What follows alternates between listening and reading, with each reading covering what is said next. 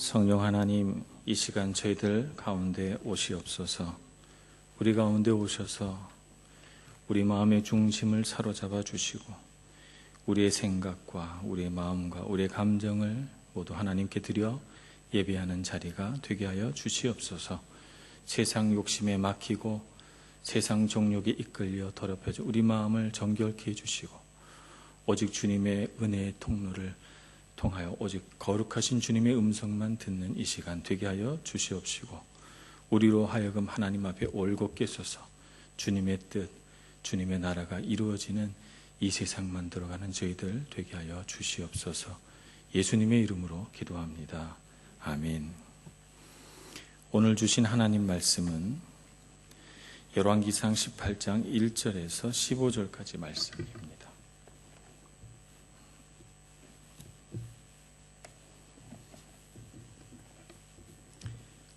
구약성경 546조 열왕기상 18장 1절에서 15절까지 말씀 봉독하겠습니다. 많은 날이 지나고 제3년에 여호와의 말씀이 엘리야에게 임하여 이르시되 너는 가서 아합에게 보이라. 내가 비를 지면에 내리리라.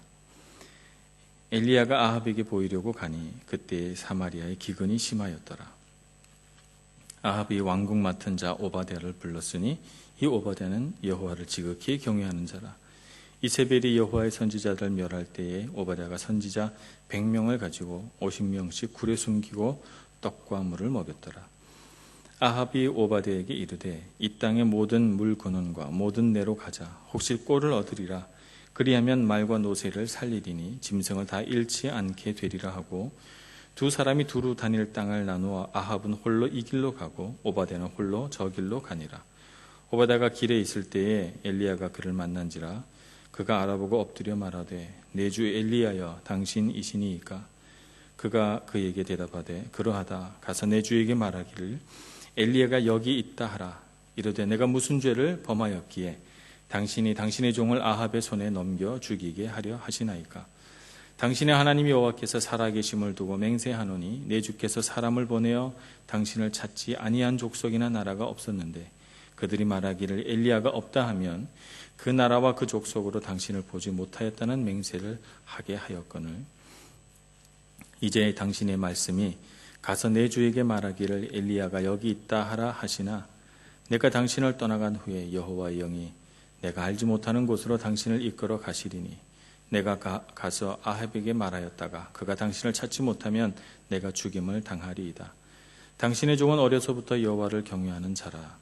이세벨이 여호와의 선지자를 죽일 때에 내가 여호와의 선지자 중에 100명을 50명씩 굴에 숨기고 떡과 물로 먹인 일이 내 주에게 들리지 아니하였나이까. 이제 당신의 말씀이 가서 내 주에게 말하기를 엘리야가 여기 있다 하라 하시니 그리하면 그가 나를 죽이리이다. 엘리야가 이르되 내가 섬기는 만군의 여호와께서 살아계심을 두고 맹세하노니 내가 오늘 아합에게 보이리라. 아멘. 북이스라엘의 역사를 이쯤에서 한번 우리가 쭉 훑어볼 필요가 있겠습니다. 사실 우리가 역사를 알고 이해한다고 하면 가장 중요한 것이 맥락을 알아야 합니다. 이 흐름, 맥락이라고 하는 것이 굉장히 중요하죠.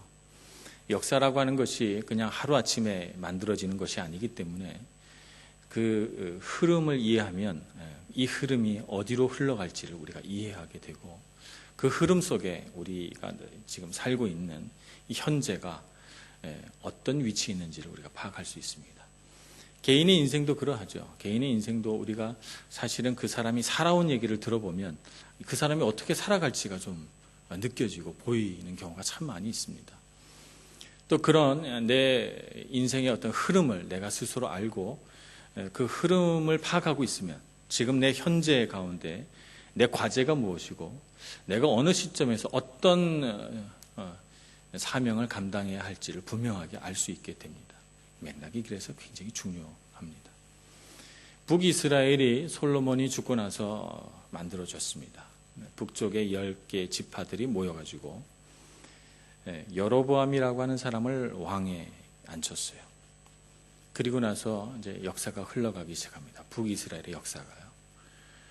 그의 뒤를 이어서 아들 나답이 왕위에 오릅니다만 얼마 되지 않아서 그가 암살당합니다. 암살당하고 나서 바아사라고 하는 사람이 왕위에 오르고, 그 사람이 죽고 나서 그 아들 엘라라고 하는 사람이 왕위에 오릅니다만 금세 또 암살을 당해서 시므리라고 하는 사람이 왕위를 갖게 되지만 며칠을 왕위에 있지 못하고 오므리라고 하는 이 장군과 내전 상태에 들어가게 됩니다.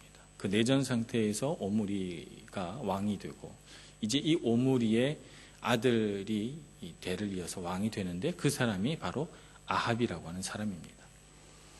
그러니까 북이스라엘은 이 짧은 역사 동안에 한 100년도 채 안 되는 짧은 역사 동안에 2번의 암살이 있었고 1번의 내전이 있었던 셈이에요. 그런 우여곡절을 겪으면서 오늘 이스라엘이 현재 있는데, 오늘 이 아합 왕은 그런 북이스라엘의 어떻게 보면 치열하고 또 한편으로는 불행한 역사 가운데 그가 그의 왕위를 유지하기 위해서는 주변의 강한 나라와의 협력이 불가피하다 이렇게 본 것입니다. 그래서 정략교환을 맺는데 당시의 도시국가로는 굉장히 강성한 힘을 가졌던 이 시돈과 정략결혼을 하게 돼요. 그래서 시돈의 왕딸 공주를 자기의 왕비로 삼습니다. 그 공주가 이세벨이라고 하는 사람이고, 이 이세벨은 이 바알 신앙이 투철한 사람이라, 그 신앙이 아주 좋은 사람이라 왕비가 되자마자 사마리아에 바알 신전을 세웁니다. 그리고 바알 신전에다가 왕으로 하여금 제사를 지내도록 제단을 쌓죠. 아합 왕은 아주 적극적으로 우상 숭배를 하게 됩니다. 그런데 오늘 말씀해 보니까 이 이세벨이라고 하는 왕비는 단순히 바알 신을 경배했을 뿐만 아니라 하나님을 경외하는 선지자들을 잡아 죽이기까지 했다 이렇게 기록하고 있어요.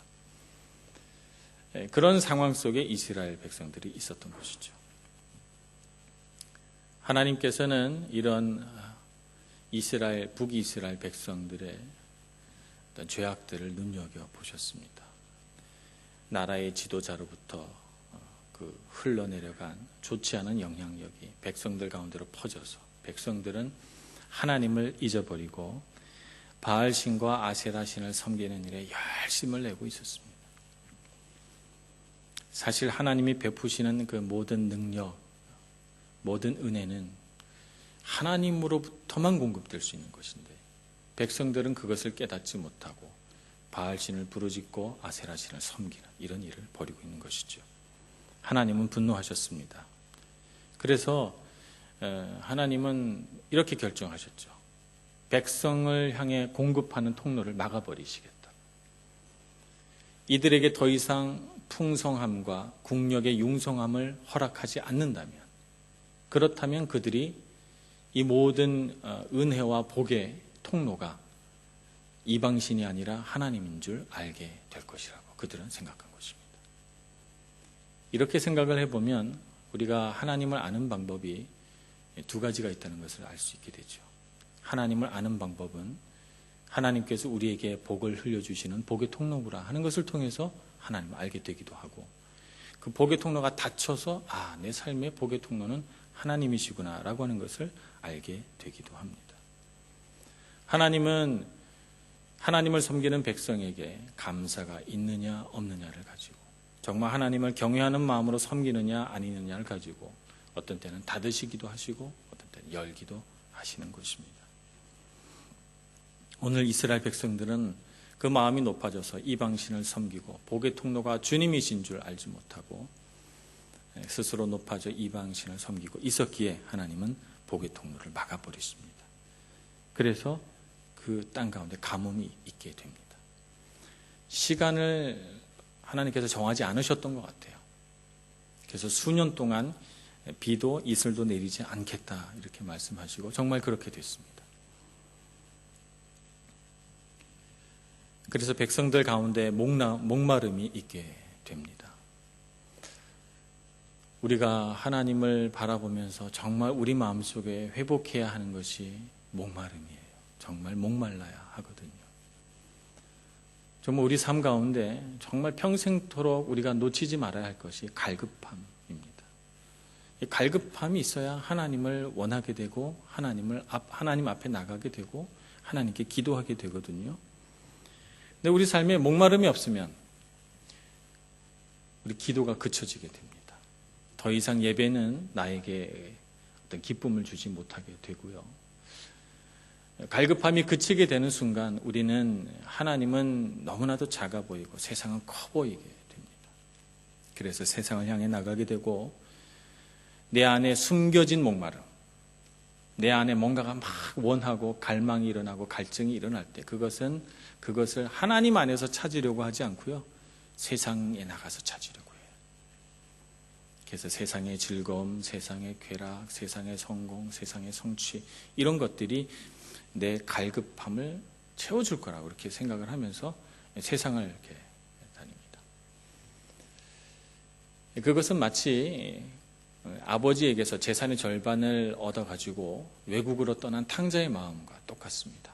이 아들이 떠날 때는 탕자가 아니었죠. 아들이 떠날 때는 사실 그의 마음에는 내 마음속에 일어난 그 수많은 갈증들, 한번 내 마음대로 멋지게 살아보고 싶은 그런 어떤 그런 욕망들을 한번 풀어보려고 세상으로 나갔지만 결국 그가 그 모든 가산을 탕진하고 깨닫게 되는 것은 아버지 품만한 것이 없다라고 하는 사실입니다.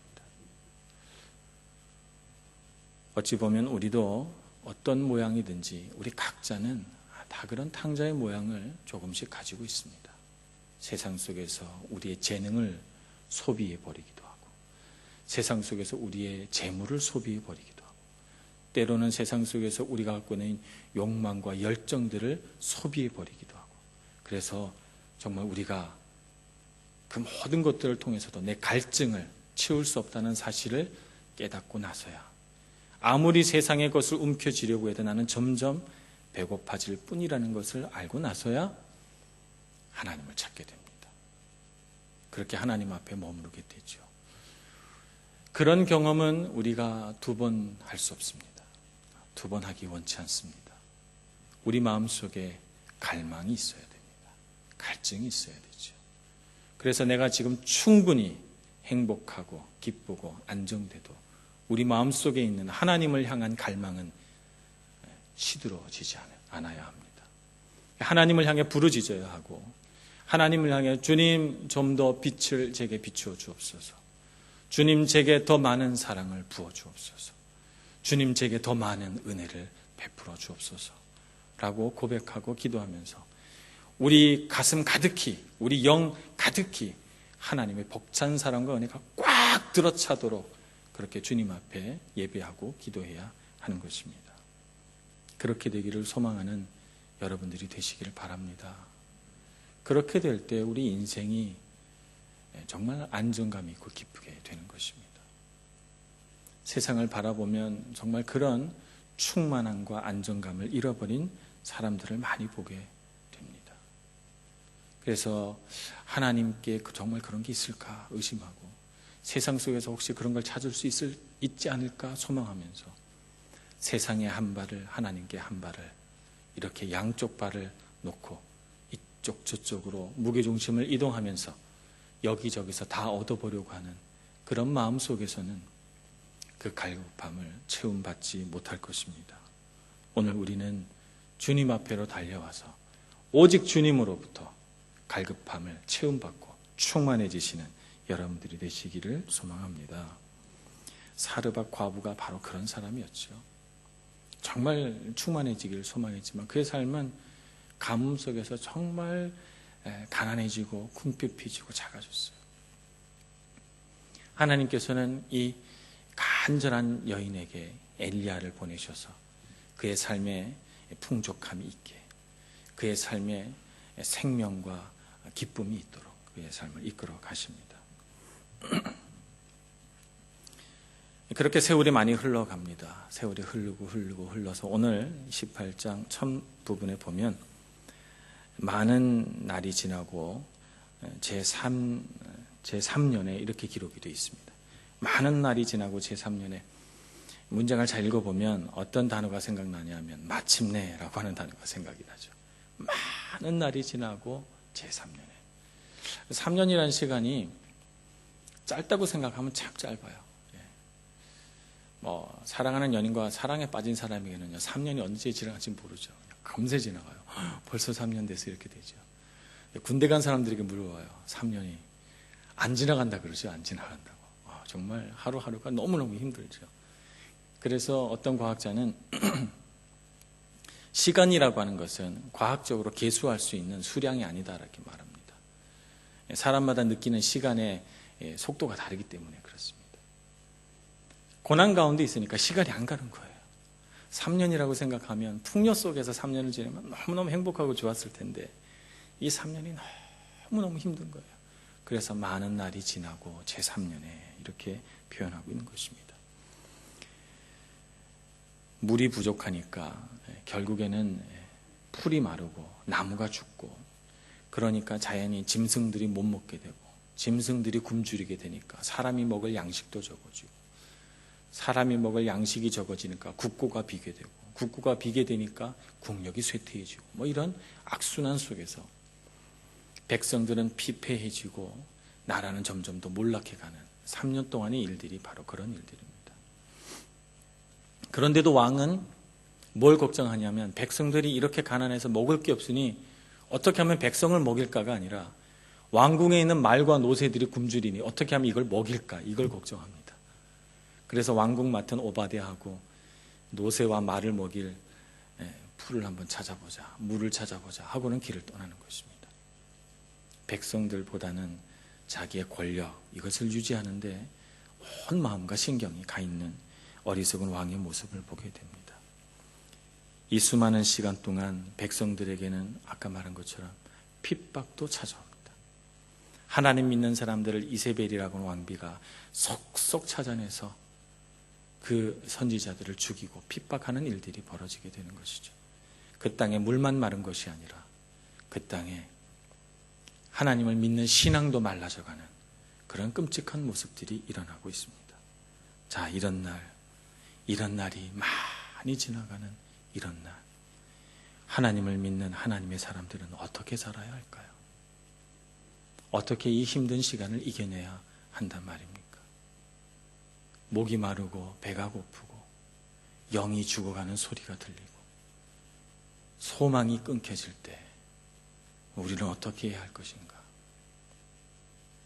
이 수많은 날들을 하나님의 사람은 그 수많은 날들을 인내하고 이겨나갑니다. 사르밧 과부가 그랬고, 오늘 오바댜가 숨겼던 백령의 선지자들이 그랬고, 엘리야가 그랬습니다. 하나님께서 악한 사람들을 벌주시고자 그 땅에 가뭄을 주셨지만 그 악한 사람으로 인한 이 진노가 하나님을 잘 믿고 경외하는 사람들에게도 예외 없이 찾아온다는 사실을 우리가 알아야 됩니다. 그래서 비록 우리가 하나님 앞에서 정말 선한 마음을 가지고 열심히 신앙생활을 해도 때로는 우리에게 어려움이 올 수가 있어요. 그 어려움 속에서 우리는 무엇을 배워야 하는가? 인내를 배워야 하는 것입니다. 오늘 이 말씀을 읽으면서 지금 이 시대가 마치 이 엘리야 시대와 똑같아.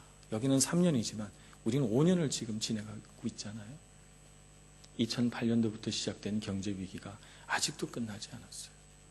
5년이라는 시간, 긴 시간을 지내오다 보니 참 많은 믿음의 사람들이 낭망하게 되고 자기의 기력을 소진하게 되고, 그래서 마음속에 하나님 정말 살아계십니까? 라고 하는 질문들이 솟구쳐 나올 때 하나님께서는 과연 그 고난의 시간 동안 하나님의 사람이 무엇을 배우기를 원하시는가? 인내지요. 오래 참아. 우리 마음속의 믿음이 어떤 때 갑자기 울컥하고 올라오는 그런 감정적인 그런 믿음이 아니라, 우리의 믿음이 내가 풍요하고 넉넉해서 내 삶의 일부분을 떼어줘도 하나도 아깝지 않은 그럴 때 나오는 그런 신앙과 믿음이 아니라, 정말 궁핍할 때, 내 것 하나 먹고 살기도 힘들 때 엘리야에게 대접하는 믿음, 정말 내가 먹고 죽을 것 같은 이런 어려움 속에서도 하나님을 바라보고 기도하고 예배할 수 있는 믿음, 그래서 어떤 환난과 위험이 닥쳐와도 그 속에서 나는 여호와만 경외하리라 라고 하는 굳센 믿음, 하나님이 하나님의 사람에게 보기를 원하시는 믿음이 아닐까 싶습니다. 오늘 우리의 믿음의 뿌리는 고난과 가뭄 속에서 더 깊이 뿌리 박게 됩니다.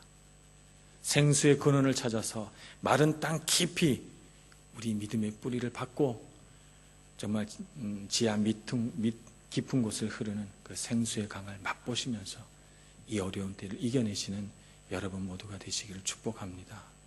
믿음으로 이겨내시기를 바랍니다. 어려운 때일수록 믿음을 가지고 이 세상을 살아가기 힘든 때일수록 기도하시고 변함없는 주님의 사랑을 바라보시는 여러분들이 되시기를 바랍니다. 하나님께서 그때에 오바댜라고 하는 사람을 주셨어요. 이 사람은 왕궁을 맡은 자니까 왕궁의 어떤 살림을 맡은 그런 관리인 것 같습니다. 임금님이 먹는 식탁에서부터 왕궁에 있는 모든 신하들과 하인들을 감독하고 관리하는 사람이니 굉장히 높은 자리에 있는 사람이죠. 아마 아합 왕이 신뢰할 수 없다면 이런 사람을 왕궁 맡은 자로 임명할 리가 없다고 생각합니다. 이렇게 아합 왕에게 신뢰를 받는 사람이 하나님을 경외하는 사람입니다. 그의 마음 가운데 하나님을 경외하는 마음이 있었기 때문에 이세벨 왕비에게 들키면 죽는다는 걸 알면서도 하나님을 믿는 선지자 100명을 50명씩 굴에 나누어 숨겨주고 떡과 물을 제공하는 이런 모험을 하는 사람이에요. 이 사람은 하나님을 경외하기 때문에 하나님이 두렵기 때문에 이세벨을 두려워하지 않습니다. 두려워하는 마음이 있겠죠. 아합 왕에게 들킬까 봐 겁이 날 거예요. 오늘 엘리야 선지자와 대화를 보면 그도 두려움이 있습니다. 엘리야가 아합 왕에게 내가 여기 나타났다는 사실을 전하라 그랬더니 저에게 전하라 그래놓고 엘리야 선지자님 도망가시면 저 죽습니다 이렇게 말하잖아요. 그래서 두려워해요. 두려움이 없는 건 아니에요. 두려움이 있지만 하나님을 두려워하는 마음이 더 큰 것이죠. 하나님을 두려워하니 세상을 두려워하지 않게 됩니다. 그래서 그는 믿음의 일들을 해나갈 수가 있는 것이죠. 오늘 우리도 이 세상을 살아가다 보면 왜 두렵고 겁나는 일이 없겠습니까? 왜 근심되는 일이 없겠어요? 그런 것이 없다 하면 거짓말이겠습니다. 그런데 그런 두려운 일들 가운데서도 우리가 마지막 결정할 때는 하나님을 더 두려워하는 사람이 되어야 되는 것이죠. 그렇게 될 때 우리 안에 강한 믿음이 형성이 되고 그런 믿음이 있는 사람이 하나님 앞에서 구별된 사람이 되는 것입니다. 구별된 사람, 그런 사람을 하나님께서 기뻐하십니다. 그런 구별된 사람이 이 세상을 변화시켜 가는 것입니다. 하나님은 그런 구별된 사람을 주목해 보시고 그런 사람을 통해서 세상의 변화와 변혁을 꾀어가시기를 아주 즐거워하십니다. 우리가 보통 하나님은 어떤 개인적인 신앙, 어떤 심리학적인, 철학적인 그런 하나님을 많이 생각을 합니다만 사실 하나님은 역사 속에서 살아서 역사하시는 하나님이시죠. 그래서 하나님은 역사의 물줄기를 바꾸기도 하시고 우리 사람 살아가는 생애 가운데 뭔가 놀라운 일들을 만들어 가셔서 이 세상의 흐름을 바꾸어내시는 분이 바로 하나님이십니다. 이런 하나님의 능력, 하나님의 역사가 이 땅 가운데 만들어질 때 그 중심에 누가 서 있는가 하면 하나님을 경외하는 사람이 서 있습니다. 엘리야와 같은 사람, 오바댜와 같은 사람이 그곳에 서 있죠.